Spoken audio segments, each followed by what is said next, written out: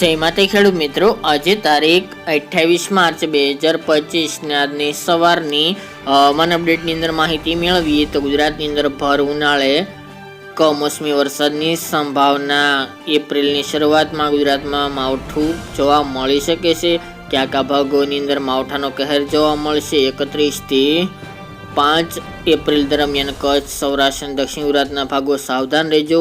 તેની વિશેષ માહિતી મેળવીશું. ચેનલમાં નવા હોય તો ચેનલને સબસ્ક્રાઇબ કરીને વિડીયોને લાઈક આપીને શેર કરી દેજો. તો મિત્રો વાત કરીએ તો માર્ચ મહિનાનો અંતિમ તબક્કો ચાલી રહ્યો છે.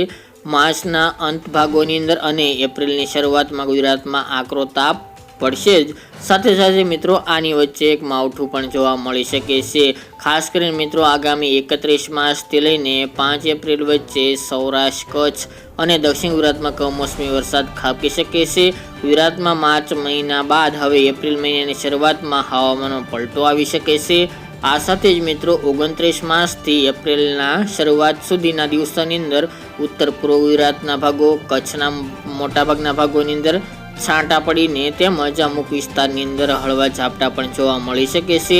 તેમજ મિત્રો મધ્યપ્રદેશના અને ગુજરાત નજીકના ભાગો છે, બોર્ડર વિસ્તાર છે અને દક્ષિણ ગુજરાતના સુરત, વલસાડ, નવસારી, વાપી, કપરાડા જેવા ભાગોની અંદર પણ વરસાદની સંભાવના દેખાઈ રહી છે.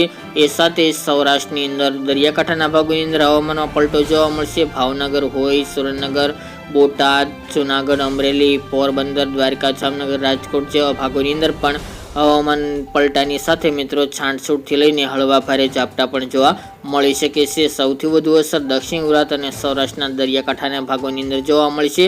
બાકી ઉત્તર ગુજરાત અને મધ્યના ભાગોની અંદર હાલ કોઈ પૂરતો ખરતો જોવા મળતો નથી.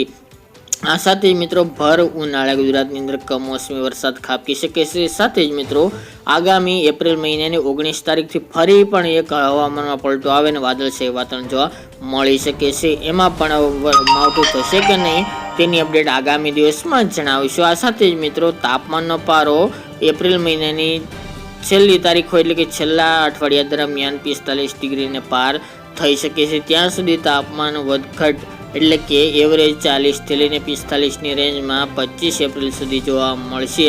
હાલ મિત્રો 25-26 તારીખથી 1 થી 1.5 ડિગ્રીનો ઘટાડો જોવા મળી રહ્યો છે. ત્યારબાદ 2 દિવસથી ફરી 1 થી 1.5 ડિગ્રીનો ઘટાડો જોવા મળી રહ્યો છે. આમ જોવા જઈએ તો 2 થી 3 ડિગ્રીનો સુધારો એટલે કે ઘટાડો છેલ્લા 2-3 દિવસ દરમિયાન જોવા મળી રહ્યો છે. પરંતુ મિત્રો આજે 28 થી લઈને 31 માર્ચ દરમિયાન ઊંચા તાપમાનમાં ઘટાડો થાય તેવી સંભાવના દેખાઈ રહી છે.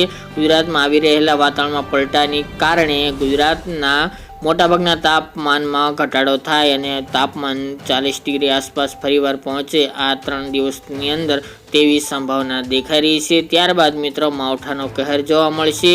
ઘણા બધા વિસ્તારોની અંદર વાદળોનો સમૂહ આવી પહોંચ્યો છે. આગામી દિવસથી ઘણા ભાગોને કવર કરશે. ત્યારબાદ ગુજરાતની અંદર છાંટછૂટથી હળવા ઝાપટા પણ જોવા મળશે. વધુ વિગતો આપતા રહીશું. આ અત્યારની વહેલી સવારની અપડેટ.